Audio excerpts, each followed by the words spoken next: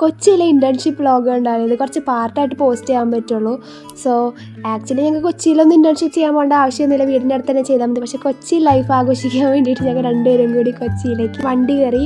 അങ്ങനെ ഞങ്ങൾ വൈകുന്നേരം ടൈമിലാണ് ബസ് കയറുന്നത്. അതുകൊണ്ട് എന്തായാലും റൂമെത്തുമ്പോൾ നല്ല ലേറ്റ് ആവും.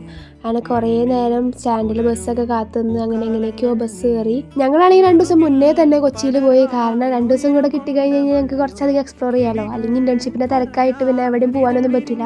അങ്ങനെ നെക്സ്റ്റ് ഡേ എന്ത് പ്ലാൻ ചെയ്യുന്നുള്ള ചർച്ചയിലായിരുന്നു ഞങ്ങൾ ബസ്സിലിരുന്നുകൊണ്ട്. ബസ് ഇറങ്ങിയിട്ട് ഞങ്ങൾ മെട്രോയിലാണ് പോയത്. ശരിക്കും പറഞ്ഞാൽ ഇൻറ്റേൺഷിപ്പ് കഴിഞ്ഞിട്ട് ഇപ്പോൾ കുറച്ചധികം ദിവസമായിട്ടുണ്ട്. എനിക്ക് വീഡിയോ എഡിറ്റ് ആക്കാനുള്ള നല്ല മടി കാരണമാണ് ഞാനിപ്പോൾ എഡിറ്റാക്കി ഇടുന്നത്.